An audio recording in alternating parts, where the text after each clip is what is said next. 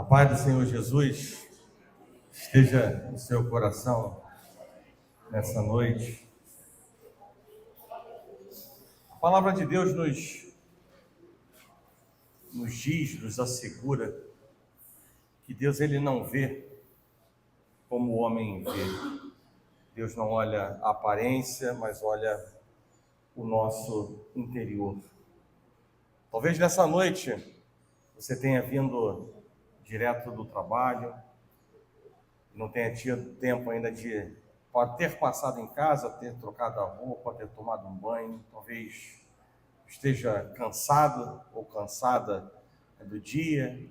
Já estamos na metade da semana, 3 dias já se passaram de uma batalha que carregamos toda semana até chegar o dia da aposentadoria, né?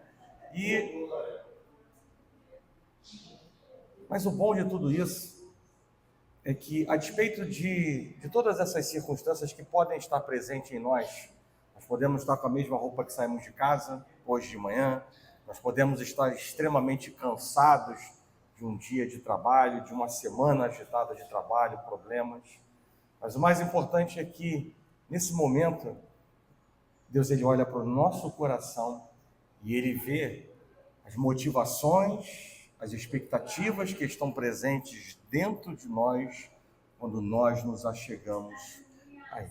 Amém? E nessa noite nós estamos na casa de Deus, nos achegamos ao Senhor. E eu creio, porque a palavra de Deus nos diz assim, de que se você vem com expectativas, se você tem motivações corretas no seu coração, se você vem para ser abençoado, eu creio numa palavra que diz que o Senhor, quando Ele libera uma palavra, ela não volta vazia para a sala do trono da graça dEle, sem que antes cumpra o propósito para o qual o Senhor estabeleceu, designou para as nossas vidas nessa noite. Hoje não é domingo, não passamos por um sábado de descanso, mas ainda assim, o que Deus olha é a motivação que está presente dentro de nós, e isso já é suficiente para Deus trabalhar em nossas vidas. Amém? Eu quero convidar a igreja a abrir a palavra do Senhor no Evangelho de João, no capítulo 11. E eu convido, depois que a igreja abrir, nós vamos ler alguns versículos, saltar e ler alguns outros, e peço para a igreja estar com a Bíblia aberta, porque ao longo da ministração dessa palavra, nós vamos ainda nos valer de outras 4 referências dentro deste mesmo livro, dentro deste mesmo capítulo número 11. Tá bom? João, capítulo 11, eu começo a leitura do verso número 1. O subtítulo na minha Bíblia está falando sobre a ressurreição de Lázaro. Estava enfermo Lázaro de Betânia, da aldeia de Maria e de sua irmã Marta. Esta Maria, cujo irmão Lázaro estava enfermo, era a mesma que ungiu com bálsamo o Senhor e lhe enxugou os pés com os seus cabelos. Mandaram, pois, as irmãs de Lázaro dizer a Jesus: Senhor, está enfermo aquele a quem amas. Ao receber a notícia, disse Jesus: esta enfermidade não é para a morte, e sim para a glória de Deus, a fim de que o Filho de Deus seja por ela glorificado. Ora, amava Jesus a Marta e a sua irmã e a Lázaro. Quando, pois, soube que Lázaro estava doente, ainda se demorou 2 dias no lugar onde estava. Vamos dar um salto para o versículo número 17, diz assim: chegando Jesus, encontrou Lázaro já sepultado havia 4 dias. E agora damos um segundo salto, um pouquinho mais distante, no verso número 38, e assim diz a palavra: Jesus, agitando-se novamente em si mesmo, encaminhou-se para o túmulo. Era este uma gruta a cuja entrada tinham posto uma pedra. Então ordenou Jesus: tirai a pedra. Disse-lhe Marta, irmã do morto: Senhor, já cheira mal, porque já é de 4 dias. Respondeu-lhe Jesus: não te disse eu que, se creres, verás a glória de Deus. Tiraram então a pedra. Jesus, levantando os olhos para o céu, disse: Pai, graças te dou, porque me ouviste. Amém? Feche os seus olhos e vamos orar. Senhor Deus e Pai, graças te damos por essa oportunidade de estar na sua casa, na sua presença. E mais uma vez, Pai, prontos para escutar a tua voz. Em nome de Jesus, Pai, prepara, Deus, um ambiente espiritual favorável, o coração dos teus filhos, para que, como terra fértil, possam receber a ministração da tua palavra. E eu, Pai, não diferente de todas as vezes que subo neste altar ou ministro a tua palavra, que o Senhor me dê liberdade no teu Espírito Santo, ousadia, ó Pai, autoridade e poder, para poder, Pai, ministrar a palavra, e possa eu também receber a tua bênção, Pai, nessa noite, porque eu preciso dela.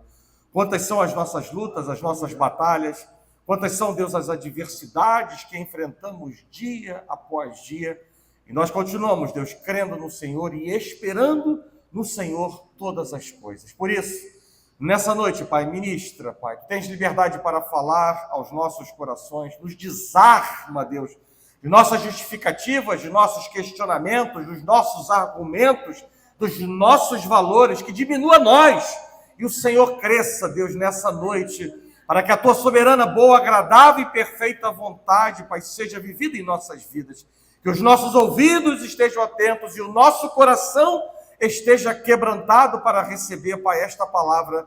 Assim, Deus, nós oramos, repreendendo, em nome de Jesus, todo e qualquer espírito imundo que venha, Deus, tentar, ousar atrapalhar, ó Pai, a ministração da tua palavra. Sim, nós oramos.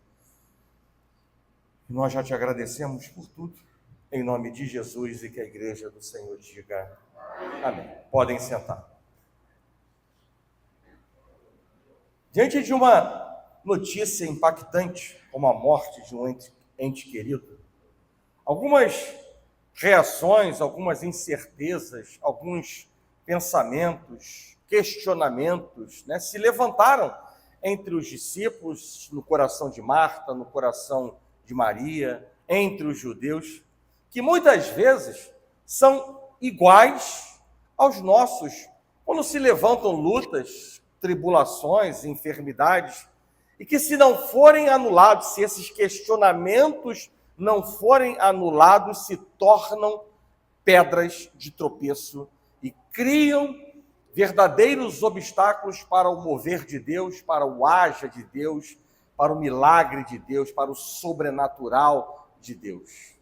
E por isso, da mesma forma como Jesus ordenou aos judeus próximos daquela gruta, tirai a pedra, para que eles vissem a manifestação do poder, da glória de Deus, o Senhor, Ele deseja tirar nessa noite algumas pedras de tropeço que estão impedindo ou limitando o seu mover, porque eu creio que nós estamos numa noite de restauração, numa noite de libertação, numa noite de restituição, mas é importante que você traga à sua memória aquilo que a palavra de Deus diz em alto e bom som para nós, no Salmo 34, verso 18. Perto está o Senhor daqueles que têm um coração quebrantado. Quero que você traga à sua memória também aquilo que a palavra de Deus nos diz no Evangelho de Marcos, no capítulo 16, no verso 17, que os sinais acompanharão tão somente aqueles que creem em Deus.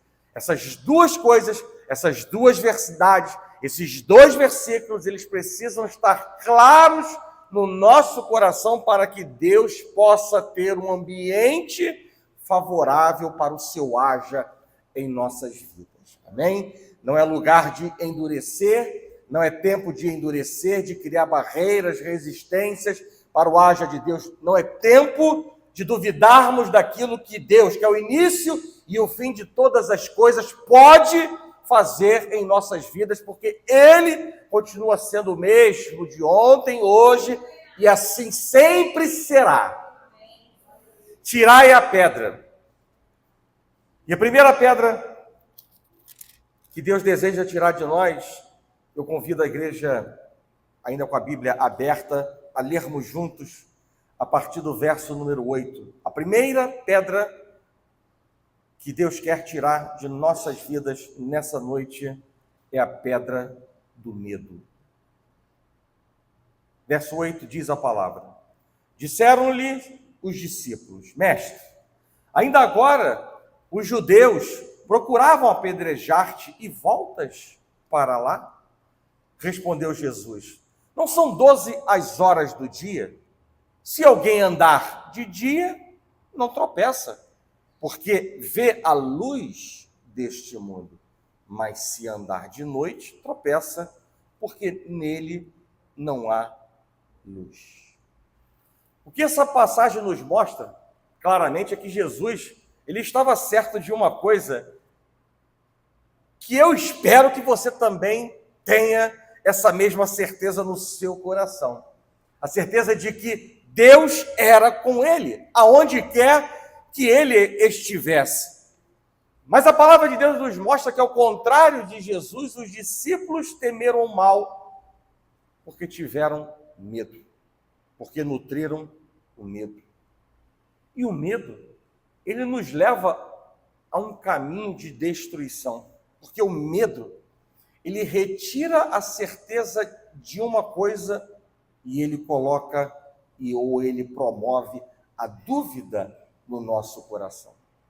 E por conta da dúvida, a palavra de Deus nos mostra que a fé se torna inoperante. Quem diz isso? A palavra. A Epístola de Tiago, no capítulo 1, versos 6 e 7, diz: o que duvida é semelhante à onda do mar, impelida e agitada pelo vento. Não suponha esse homem que alcançará do Senhor alguma coisa.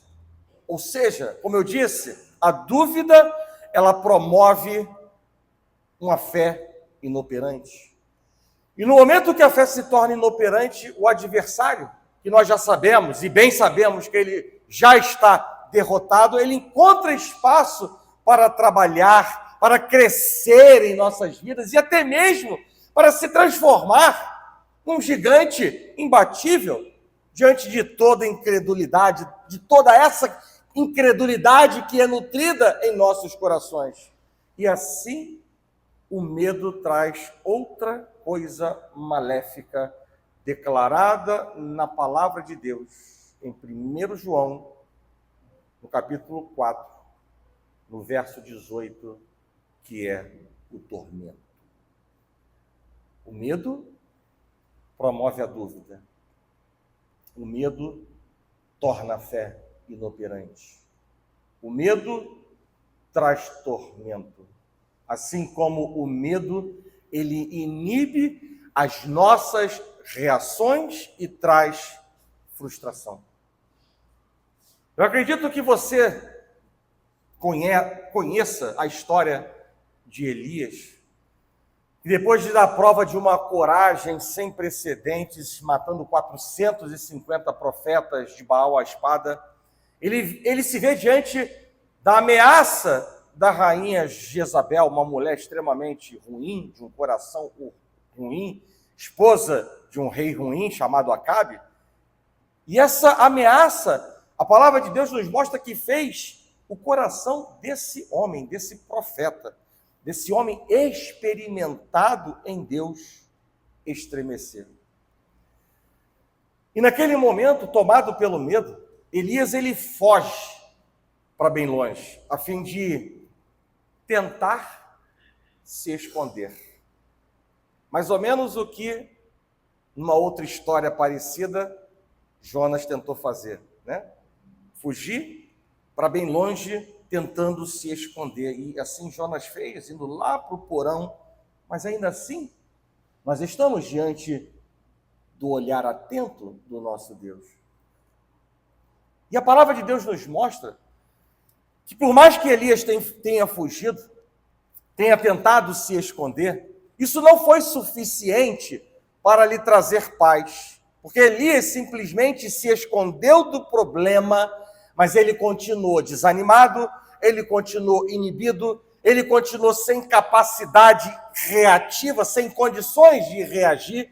Ele se sentiu frustrado a ponto, acreditem, um profeta, de pedir a morte. E isso deixa claro para nós, por meio dessa condição, aquilo que a palavra de Deus já nos diz de maneira clara, que um abismo puxa outro abismo. E essa situação, igreja, eu não sou contador de história, mas essa situação, ela nos deixa duas importantes mensagens. A primeira, que não adianta esconder o problema atrás da porta. Não adianta você esconder o seu problema atrás da porta, porque um dia você vai ter que passar por ela para dar continuidade à sua caminhada, à sua carreira espiritual. E a segunda importante mensagem é que, da mesma forma, não adianta achar que fugir é a solução mais rápida para resolver o seu problema. Não adianta pensar que fugindo nós conseguiremos repousar. Não. Não adianta fugir dos problemas, porque eles são como a nossa sombra. Para onde nós vamos, a sombra nos acompanha e sempre nos acompanhará. A palavra de Deus nos mostra que apenas em 3 distintas ocasiões a Bíblia nos recomenda a fugir.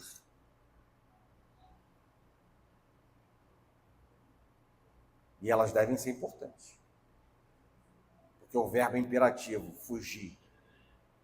E a palavra de Deus nos diz para fugir da idolatria, fugir da impureza, fugir das paixões. Esses, sim, são exemplos de que fugir é mais sábio do que enfrentar, e de que algumas situações que se apresentam como derrotas são vitórias que o tempo revelará para as nossas próprias vidas. Talvez nessa noite você esteja se sentindo como Elias, com medo de alguma coisa, frustrado, abatido, abalado, questionando o Senhor. Mas eu quero te dizer nessa noite, apenas te lembrar o que a palavra de Deus nos diz, que Deus, primeira coisa que eu quero lembrar a você, Deus não nos deu um espírito de covardia.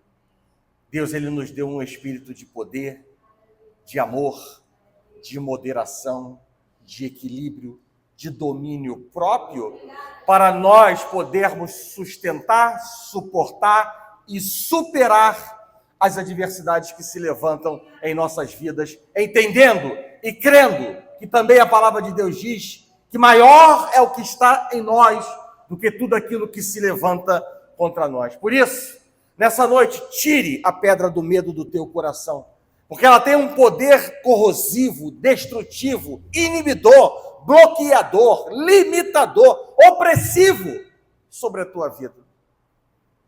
E eu quero dizer em linguagem muito clara, tomando como exemplo Davi, não temas a comunicação adversa, nem te espantes com o tamanho do problema, porque ainda existe um Deus de aliança que se chama Jeová Jirê, Deus de toda a provisão, que estará contigo aonde quer que você estiver, aonde quer que você estiver colocando o seu pé. Ainda existe um Deus que não deixará o justo ser abalado. Por isso que a palavra de Deus nos diz em Filipenses, no capítulo 4, versos 6 e 7, não andeis ansiosos de coisa alguma. 3 simples palavras, 3 palavras que são uma ordem de Deus, por vezes difíceis de serem entronizadas e vividas em nossas vidas. Mas o Senhor é claro, como tudo na palavra, quando diz, não andeis ansiosos de coisa alguma. Em tudo, porém, sejam conhecidas diante de Deus as vossas petições pela oração e pela súplica com ações de graças, e a paz de Deus, que excede todo entendimento, há de guardar a vossa mente e o vosso coração em Cristo Jesus. Traga à memória, queridos, aquilo que pode te dar esperança e não medo e abatimento. Traga à memória que você está diante de um Deus que está contigo e que Ele pode sim todas as coisas. O que você não pode, Deus pode. E nessa hora, cabe a nós decidir, olharmos para o problema e sermos consumidos por ele, ou fazermos como Jeremias, que rasga suas vestes e declara em alto e bom som diante dos ouvidos e dos olhos de Deus. Exatamente o que eu disse. Quero trazer à memória aquilo que pode me dar esperança. Traga à sua memória que você serve a um Deus que é fiel, a um Deus que é bom, a um Deus que é misericordioso, a um Deus que é soberano, para fazer e continuar fazendo muito mais do que você pede, do que você espera e do que nós merecemos. A segunda pedra que Deus quer tirar de nós nessa noite, primeira pedra do medo, ainda no capítulo 11, a partir do verso 11 também, diz assim a palavra: isto dizia e depois lhes acrescentou: nosso amigo Lázaro adormeceu, mas vou para despertá-lo. Disseram-lhe, pois, os discípulos: Senhor, se dorme, estará salvo. Jesus, porém, falara com respeito à morte de Lázaro, mas eles supunham que tivesse falado do repouso do sono. No verso 14, então Jesus lhes disse claramente: Lázaro morreu, e por vossa causa me alegro de que lá não estivesse, para que possais crer, mas vamos ter com ele. A primeira pedra que Deus quer tirar, primeira pedra de tropeço que Deus quer tirar de nós nessa noite é a pedra do medo. A segunda pedra de tropeço a ser removida de nossas vidas é a pedra da incredulidade. Vejam que a falta de fé dos discípulos naquele momento os impediu de entender a dimensão daquilo que Deus realmente estava preparando para fazer. Não somente na vida de Lázaro, como na vida de muitos judeus que vieram a crer em Jesus. Quantas pessoas olharam apenas para as circunstâncias? Quantas pessoas continuam olhando apenas para as circunstâncias? E a palavra de Deus nos mostra que o Senhor, Ele não se agrada dessa atmosfera de falta de fé, ou mesmo de uma fé morna, porque a palavra de Deus diz, em Hebreus no capítulo 11, verso número 6, que sem fé é impossível agradar a Deus. A palavra de Deus vai nos dizer no livro de Apocalipse, no capítulo 3, verso 16, assim, porque és morno, e nem és quente e nem frio, estou a ponto de vomitar-te da minha boca. Irmãos, quando nos convertemos a Jesus, nós não recebemos um vale de isenção de lutas.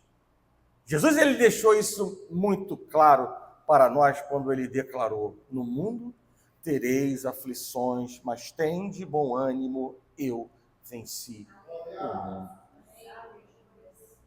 E aí talvez você esteja se perguntando nessa noite: não entendi a conexão disso com a minha vida. Jesus disse: eu venci o mundo. O que isso tem a ver com a minha vida? A palavra de Deus diz que nós somos herdeiros de Deus. A palavra de Deus diz que nós somos co-herdeiros com Cristo Jesus. E é aí que existe o link, para nós nos apropriarmos, tomarmos posse daquilo que Jesus valeu, e valeu na vida dele, vai se valer para a nossa vida também. Isso implica que nós seremos com Ele glorificados, que nós seremos com Ele honrados, que nós seremos com Ele vencedores, que nós seremos com Ele revestidos de autoridade e poder para continuar avançando e marchando para as coisas que diante de nós o Senhor já preparou.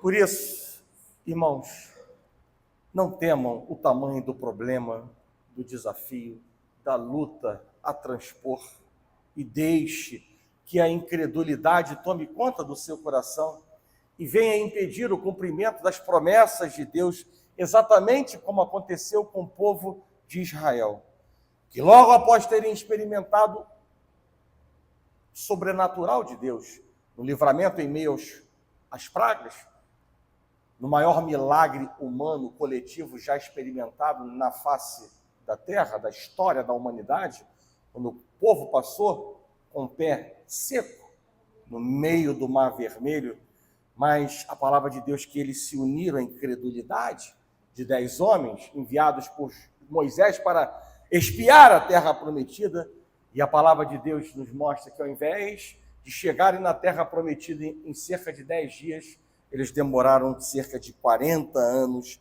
para que a promessa de Deus se cumprisse. Por isso, nessa noite, eu quero também dizer para a igreja, em alto e bom som, tira da tua vida mais uma pedra de tropeço, que é a pedra da incredulidade.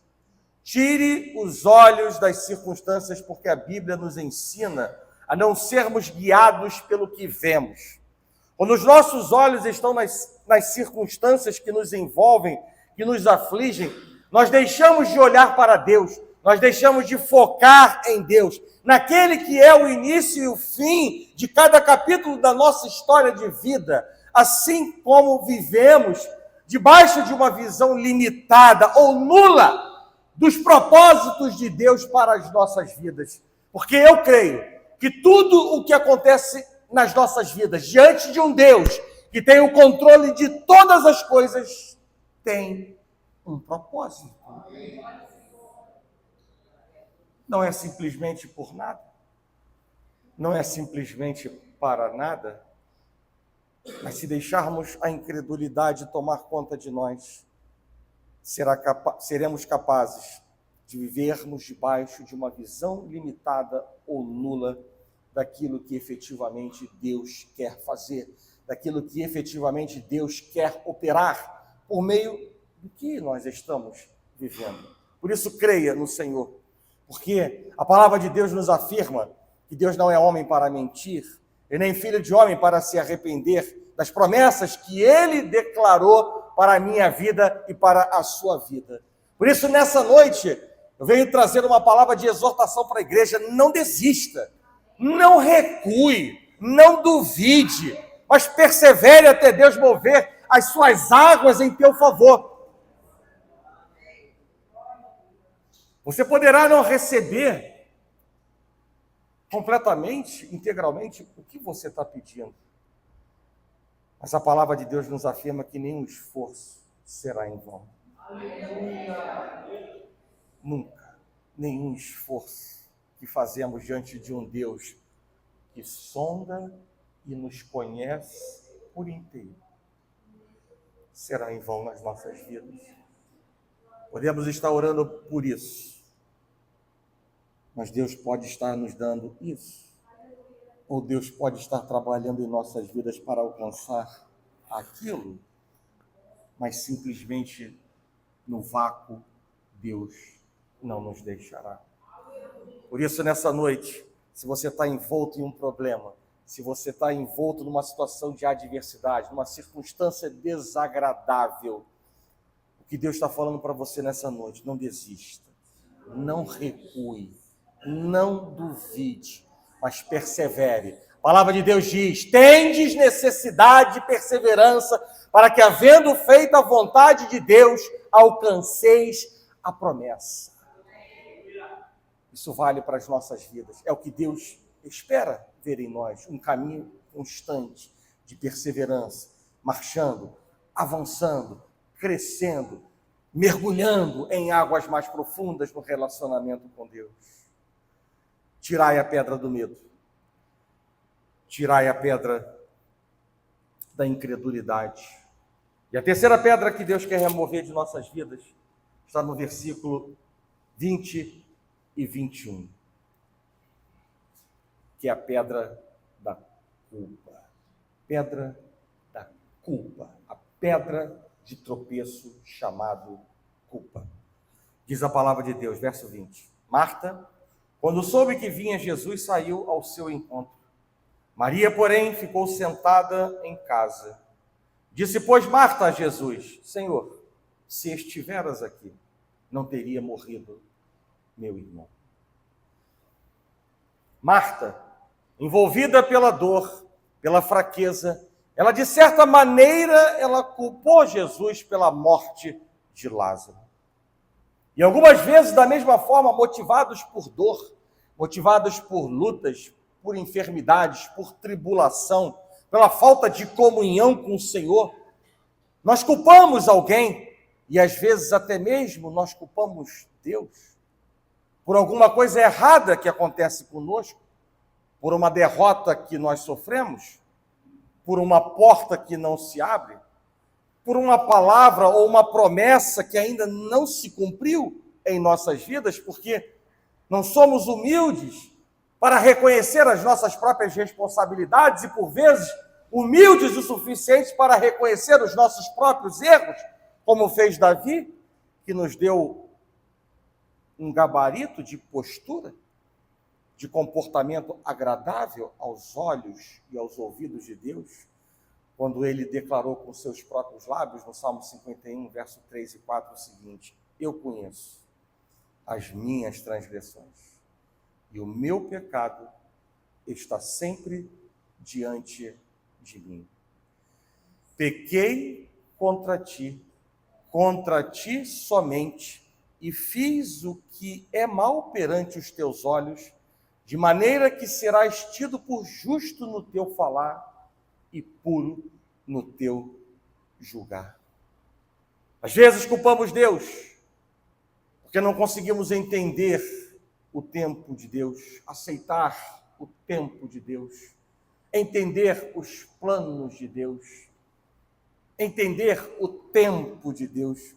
Quando o Senhor, Ele pode muito bem estar nos dando um livramento, quando Deus pode estar nos dando um aprendizado, quando Deus pode estar preparando algo melhor para as nossas vidas. Irmãos, existem determinadas atitudes que certamente não vão mudar o presente e muito provavelmente, ou quase certamente, porque eu não sou Deus, mas eu diria que certamente, ou muito certo, provavelmente, vão interferir negativamente no futuro. Existem determinadas atitudes que não vão mudar o teu presente e muito provavelmente vão interferir negativamente no teu futuro. E nesse rol, sem ter a pretensão de esgotar essa relação, estão a murmuração, a reclamação, a preguiça, a ansiedade, pensamentos de derrota, espírito de pequenez, encarceramento em algum sentimento ou em alguma experiência vivida no passado e também a culpa. A culpa é um sentimento ou é um posicionamento que não vai mudar o presente e muito provavelmente ou certamente vai interferir negativamente no teu futuro. Porque a culpa, além de não trazer refrigério ao coração, além de não solucionar problema algum, isso desagrada muito o coração de Deus, como todas as demais atitudes que eu comentei agora. Deus está no controle de tudo. Deus está no controle de tudo.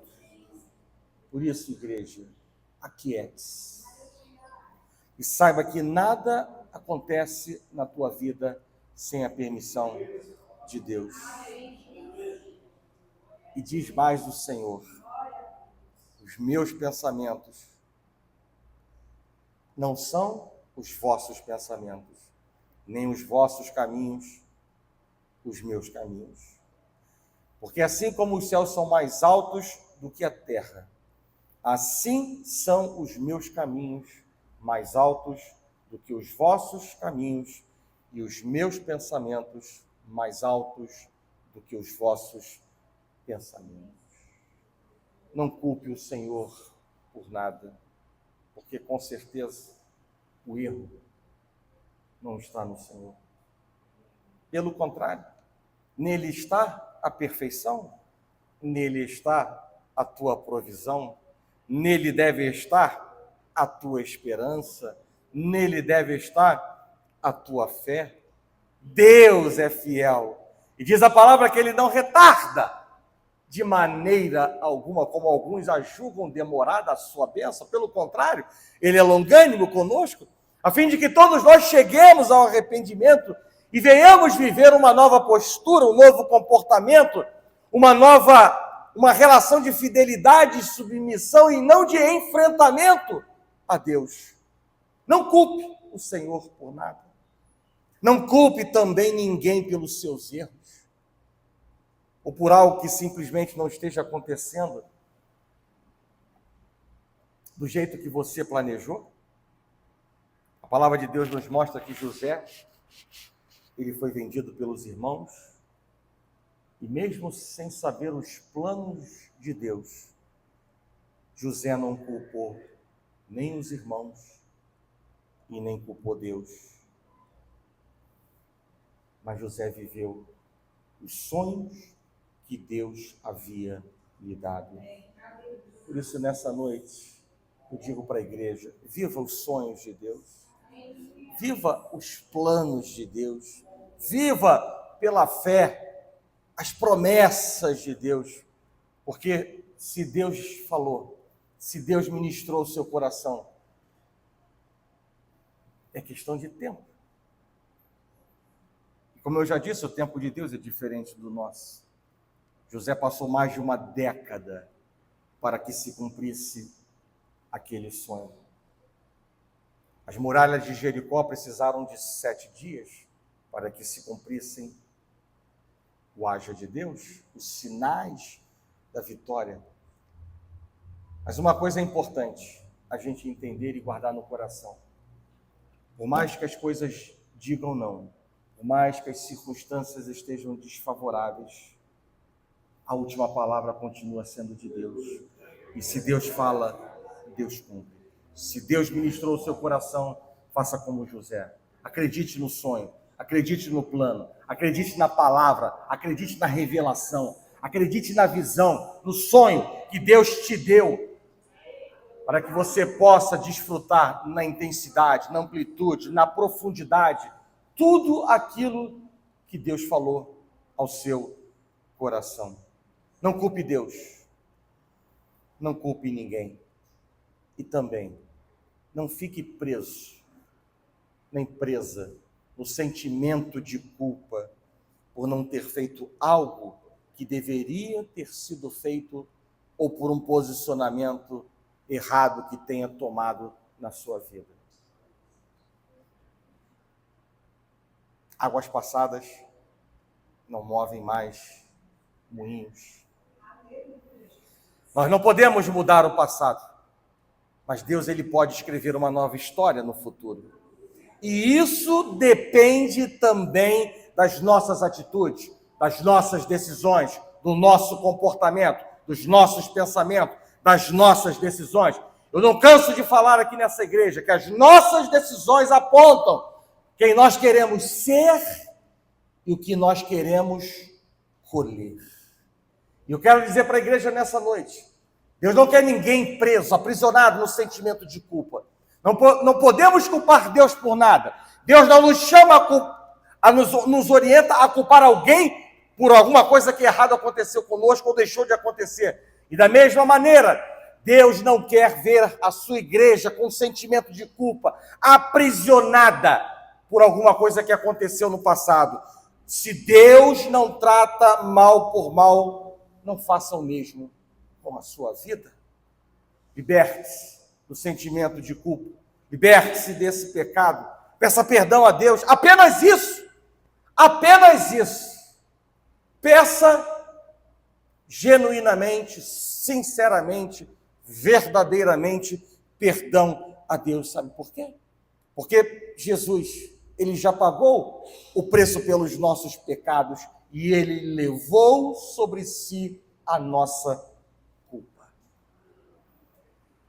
Muitas pessoas estão aprisionadas com sentimento de culpa e ficam se penitenciando e deixando de viver as profundidades do relacionamento com Deus. E nessa noite Deus ele manda lançar no fundo do mar do esquecimento esse tipo de coisa que está dentro do seu coração. A única coisa que precisa mais uma vez eu repito, diante de um Deus que sonda e nos conhece por inteiro, é ver um arrependimento dentro de nós. Deus não quer ver ninguém sofrendo. Deus não nos deu o dom da vida para sofrer. Deus não nos deu o dom da vida para sofrer. A quarta pedra de tropeço que Deus quer tirar nessa noite: medo, incredulidade, culpa. E a última pedra de tropeço, no verso número 37, a palavra de Deus nos mostra o seguinte: mas alguns objetaram: não podia ele que abriu os olhos ao cego fazer que este não morresse?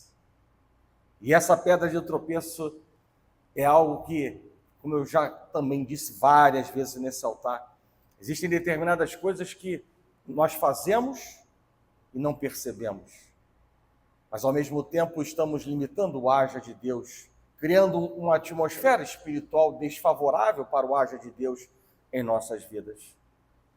E muitas vezes isso aqui, exatamente o que está expresso nesse versículo, está presente no nosso coração, que é a pedra de tropeço chamada comparação.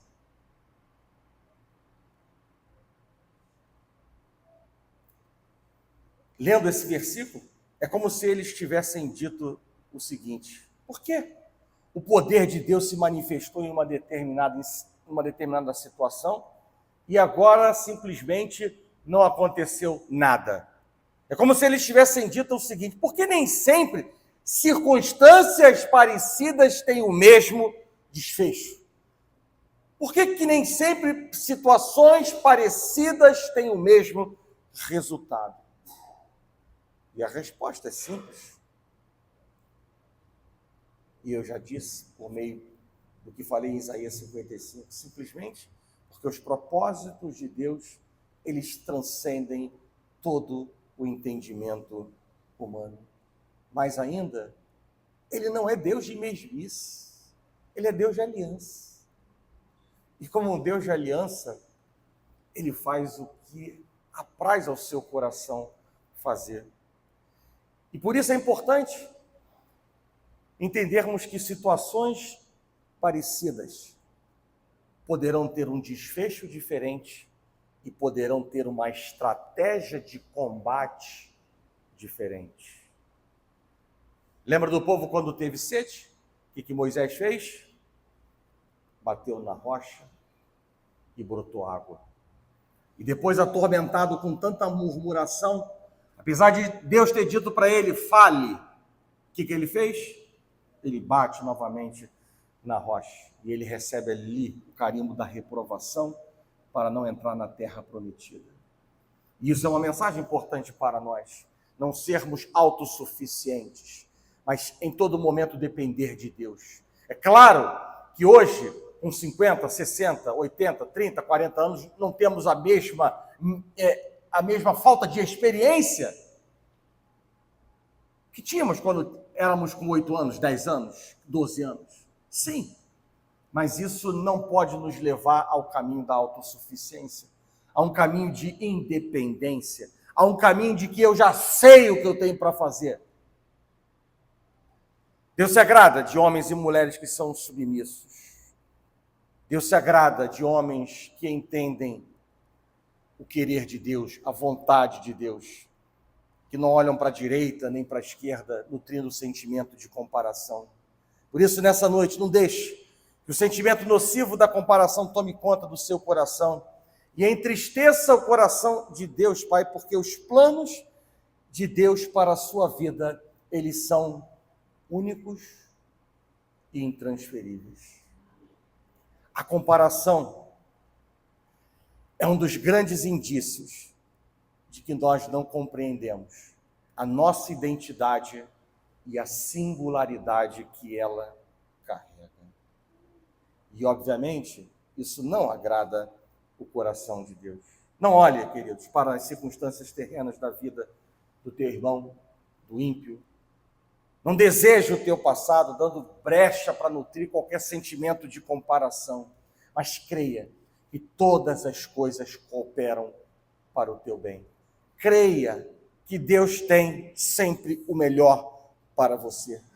Talvez você esteja vivendo uma forte luta na tua vida, na tua família, no teu trabalho e se questionando: por que será que justamente no momento em que eu estou buscando mais o Senhor, por que será no momento em que eu estou buscando me esvaziar de mim mesmo para que o Senhor cresça em mim, essas coisas estão acontecendo na minha vida?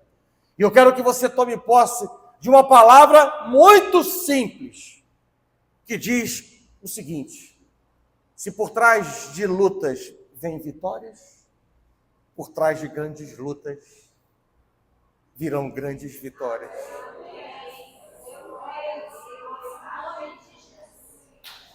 Põe a guarda na tua boca para não murmurar, para não pecar. Como certa vez Davi pediu ao Senhor, e mesmo nas circunstâncias de lutas, não faça comparação, mas ofereça sacrifício de louvor. Em tudo dê graças, porque isso é sinal de confiança, é sinal de submissão, é sinal de que você está frutificando na palavra, e tudo isso será agradável ao coração de Deus, aos olhos de Deus, aos ouvidos de Deus. E a palavra de Deus nos mostra que quando nós fazemos aquilo que é agradável a Deus, há uma palavra, há uma promessa revelada na Bíblia que diz que tudo o que nós pedirmos, nós receberemos. Salmo 37, verso 3 diz: confia no Senhor e faze o bem. Verso 4, agrada-te do Senhor e Ele satisfará os desejos do teu coração. Verso 5, entrega o teu caminho ao Senhor, confia nele e o mais Ele fará.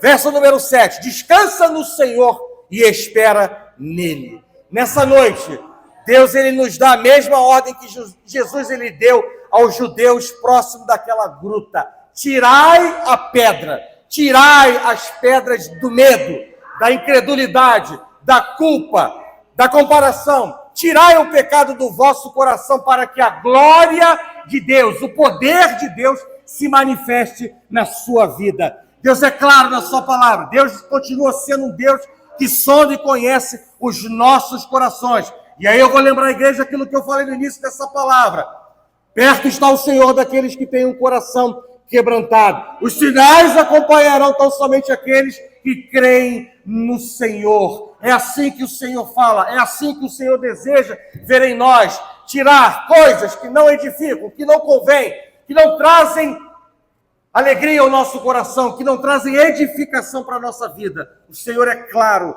nessa noite: tirai a pedra do medo, a pedra da incredulidade, a pedra da culpa e a pedra da comparação. Somos um vaso. E como um vaso, se queremos neste vaso ter mais da água viva, precisamos tirar pedras de tropeço. Somos um vaso. Se lá dentro estiverem muitas pedras, pouca água existirá. Mas Deus nos chama a tirar pedras, pedras de tropeço, para que Ele possa entrar, nos encher com seu Espírito, mover as suas águas vivas sobre nossa vida, para nos fazer desfrutar de coisas que os nossos olhos não viram e os nossos ouvidos ainda não ouviram. Feche os seus olhos. Deixe essa palavra ser trabalhada na sua vida. Estar na casa de Deus não é tempo de estarmos armados de nada. É tempo de nos desarmarmos e abrirmos a porta do nosso coração para Deus trabalhar em nossas vidas. Senhor Deus e Pai, nessa noite, Pai, te damos graças por essa palavra, por esse momento, por essa oportunidade. Entendendo, Pai, que a Tua palavra não voltará vazia para a sala do trono da Tua graça, porque o Senhor encontrará corações atentos à Tua palavra, corações quebrantados para receberem a Tua palavra, corações com expectativas de viver um novo tempo e de escrever uma nova história em suas vidas, Pai. Nessa noite, aquilo que, Pai, não podemos fazer, ainda, Pai, que o tempo venha nos consumindo, ainda que o tempo venha, Deus, tentando tragar a nossa esperança, a nossa confiança, a nossa fé, minar a nossa fé, nós rogamos a Ti, Deus, para que nessa noite o Senhor venha quebrar cadeias, amarras, tudo aquilo, Deus, que não procede da Tua parte, sentimentos, Pai, que não procedem de fé, atitudes que não procedem de fé, para que nós possamos, Deus, sair nessa noite renovados, cheios, ó Pai, vivificados, libertos, vivos, ó Pai, com peso, Deus, sem peso nas nossas costas, porque o Senhor faz coisas novas em nossas vidas. Nós cremos, Pai, que quando abrimos a porta do nosso coração, o Senhor não é Deus que trata mal por mal, o Senhor não é Deus que quer evidenciar os nossos erros e não vai nos fazer pagar, ó Pai, o mal, pelo contrário. O Teu propósito foi alcançado de quebrantar o nosso coração e de abrir as nossas visões para viver a Tua soberana, boa, agradável e perfeita vontade, Pai. Nessa noite, continua, Deus, trabalhando, continua, Deus, operando, fazendo, Pai, mais do que pedimos, esperamos e merecemos em nossas vidas, para que a Tua obra seja completa em nossas vidas, Pai. Quebra orgulho, vaidade, medo, Pai, toda incredulidade, todo sentimento de culpa, toda arrogância, Deus, ó Pai espiritual, toda meninice, Pai, tudo aquilo, Deus, que não procede do Senhor e tudo aquilo que não alegra e não tem aderência com a Tua palavra, Pai. Nós estamos no lugar certo, na hora certa, diante do Deus certo, para que possa, Deus, corrigir nossas vidas e alcançar os nossos corações para vermos coisas novas e desfrutarmos de experiências grandes e profundas com o Senhor. Em nome de Jesus, trabalha, Deus, no íntimo e no coração dos Teus filhos nessa noite, para que possam, Deus, verdadeiramente sair de maneira diferente. E não seja, Deus, apenas algo que venha impactar por uma noite, não seja, Deus, uma experiência de uma noite, mas seja, Deus, o gerar de um arrependimento, de uma mudança, de uma conversão, de uma transformação, de uma guinada de 180 graus, Pai, para viver, Pai, a Tua vontade e possamos, Deus, como igreja, unidas no mesmo propósito, numa mesma visão, em unidade de espírito, de fé, possamos, Deus, avançar para tudo aquilo que o Senhor já falou a esta igreja. Rogamos a Ti, Deus, por esse dia. Não queremos, Deus, ó Pai, diminuir a nossa fé e nem a nossa força, nem diminuir a nossa esperança, por isso continuamos lançando diante do Teu altar todas as nossas necessidades, fraquezas, as nossas limitações, os nossos problemas, para que o Senhor, Pai, por graça e misericórdia, venha, Deus, ouvir e trabalhar em nossas vidas. Assim, Deus, nós oramos nessa noite e nós agradecemos por tudo. E assim, Deus, nós oramos em nome de Jesus, em nome de Jesus, e que a igreja do Senhor diga